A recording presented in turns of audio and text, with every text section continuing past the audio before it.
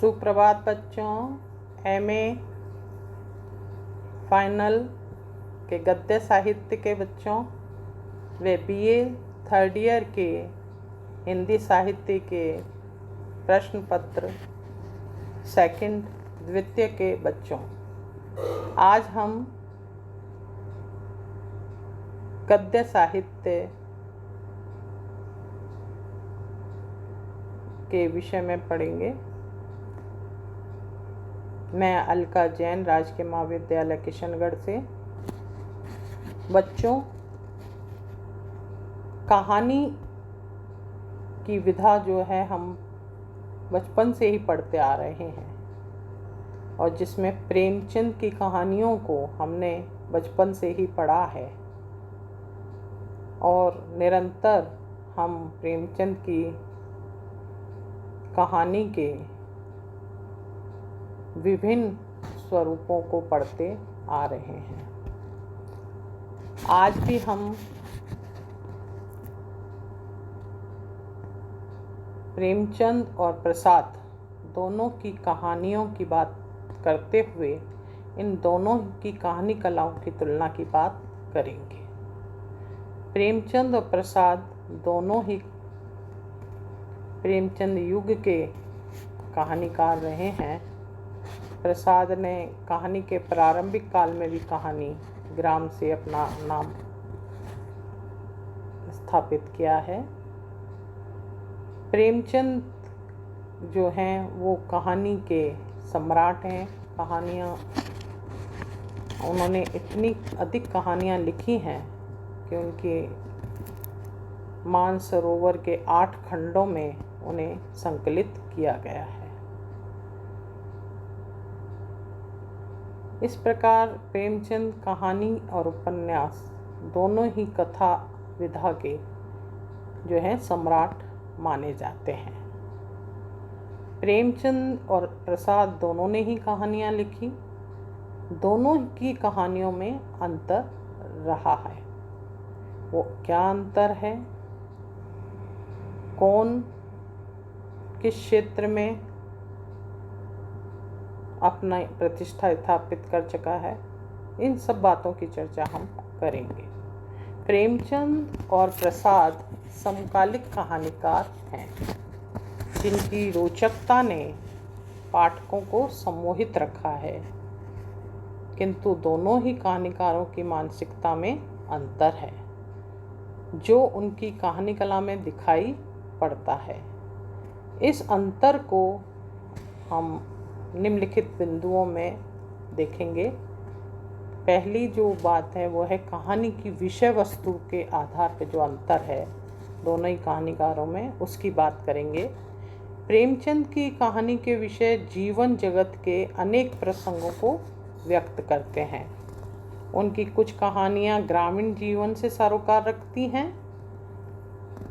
जिसमें खेती, किसान, मजदूर वर्ग से जुड़ी समस्याओं पर आधारित हैं। शोषक और शोषण वर्ग के जो आधार बनाकर शोषक चक्र में जो पिसती निरी जनता का जो चित्रण प्रेमचंद ने अपनी कहानी में किया है वो यथार्थ के बहुत ही करीब है। महाजनी की सभ्यता के चक्र में पिसते जनसाधारण के जो असीम ममत्व का जो रूप दिखाया है प्रेमचंद की कहानियों ने, वो वाकई ही तारीफ के काबिल है। वहीं दूसरी ओर यदि हम प्रसाद की कहानियों की बात करें तो उनकी कहानियाँ राष्ट्र प्रेम, भारत गौरव, प्रेम का अंतर्द्वंद, प्रेम की शक्ति, सेवा और त्याग का आदर्श, व्यक्ति चरित्र आदि पर केंद्रित है। आकाशदीप कहानी में प्रेम की जो अंतर्निहित क्षमता को प्रदर्शित किया गया है, जिसमें बुद्धगुप्त जैसा जल सदस्यु चंपा के प्रेम को पाकर पत्थर से फूल बन जाता है और चंपा आदिवासियों की सेवा को अपना जीवन का लक्ष्य बना लेती है, वो बहुत ही जो है और अपने प्रेम का त्याग करती है, बलिदान देती है, वो जो चित्रित किया है वो तारीफ काबिल था। पुरस्कार कहानी में जो मधुलिका है उसके वैयक्तिक प्रेम को महत्व ना देकर वो भी राष्ट्र को प्रेम को महत्व देती है और अपने प्राण जो है न्यौछावर कर देती। प्रसाद की कहानियाँ जो हैं वो वास्तव में ऐतिहासिक पृष्ठभूमियों पर लिखी गई हैं और उन कहानियों को उन्होंने बहुत ही सुंदर ढंग से भाषा शैली से चित्रित किया है। इस तरह प्रसाद की कहानी जो है भाषा शैली की दृष्टि से और भाव शिल्प की दृष्टि से आदर्शात्मक दिखाई देती हैं। वहीं प्रेमचंद की कहानी जन सामान्य की जो है कहानी प्रतीत होती है। पात्र और चरित्र में भी भिन्नता थी। प्रेमचंद और प्रसाद की कहानी में पात्र भी कई दृष्टियों से भिन्न है। प्रेमचंद के चरित्र समान इर्द गिर्द से उठाए मानव चरित्र हैं, जबकि प्रसाद के चरित्र कुछ विशिष्ट हैं। प्रेमचंद के चरित्रों में जो मनोविश्लेषण दिखाई देता है वह प्रसाद के चरित्र में दिखाई नहीं देता। संवेदना मूलक चित्रण में भी जो है वो अंतर है, उनकी दृष्टि में अंतर है। प्रसाद की कहानियों में भाव मूलक संवेदना है तो प्रेमचंद की कहानियों में कर्म मूलक संवेदना दिखाई देती है। प्रसाद के चरित्र उदात्त भाव के हैं, प्रेमचंद के पात्र कर्म से प्रभावित हैं। इसी तरह भावानुभूति में भी प्रधानता दिखाई देती है, उसमें भी भिन्नता है। प्रसाद की कहानियों में विविध भावों की प्रधानता होने से रसानुभूति होती है, जबकि प्रेमचंद यथार्थवादिता से प्रभावित करते हैं। उनकी कहानी में आदर्श और यथार्थ का समन्वय भी दिखाई देता है। जबकि हम प्रसाद की कहानी की बात करें तो उसमें आदर्शवादिता अधिक दिखाई देती है। इनकी भाषा में भी भिन्नता है। प्रसाद की कहानियों की जो भाषा है, क्योंकि जब हम बात करें कि वह ऐतिहासिक पृष्ठभूमि की कहानियाँ हैं तो वहीं उनकी भाषा भी साहित्यिक संस्कृत में तत्सम शब्दावली युक्त हिंदी है। जबकि प्रेमचंद की कहानियाँ यथार्थ के धरातल जनसामान्य से ली गई हैं, तो प्रेमचंद की कहानियों की भाषा भी सरल, सहज और प्रभावपूर्ण हिंदी है, जिसमें उर्दू, अंग्रेजी के चलते हुए शब्द हैं जो सहज प्रयोग में लिए जाते हैं और इसी तरह की लोकोक्तियाँ और मुहावरों का प्रयोग प्रेमचंद की कहानियों में मिलता है। वहीं दूसरी ओर जो प्रसाद की कहानियों की भाषा है उसमें काव्यात्मकता है, लाक्षणिकता है और सांकेतिकता का भी समावेश है।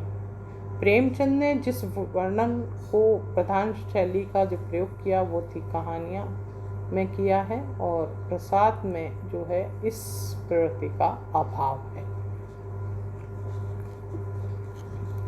नैतिक जो उपदेश हैं कहानी में उनमें भी उनका अंतर है।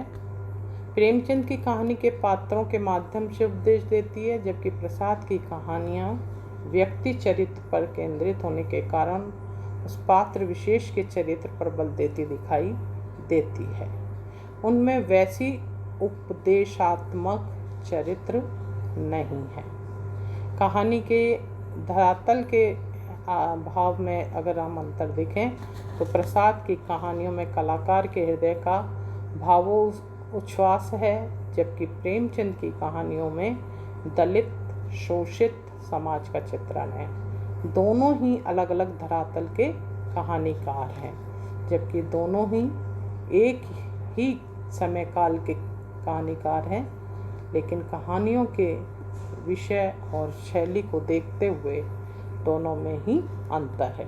अतः हम इस तरह जो है उनकी कहानी की कला में भी अंतर देखते हैं। तो ये थी हमारी प्रेमचंद और प्रसाद की कहानियों में अंतर। आगे हम और कहानियों की भी चर्चा करेंगे। धन्यवाद।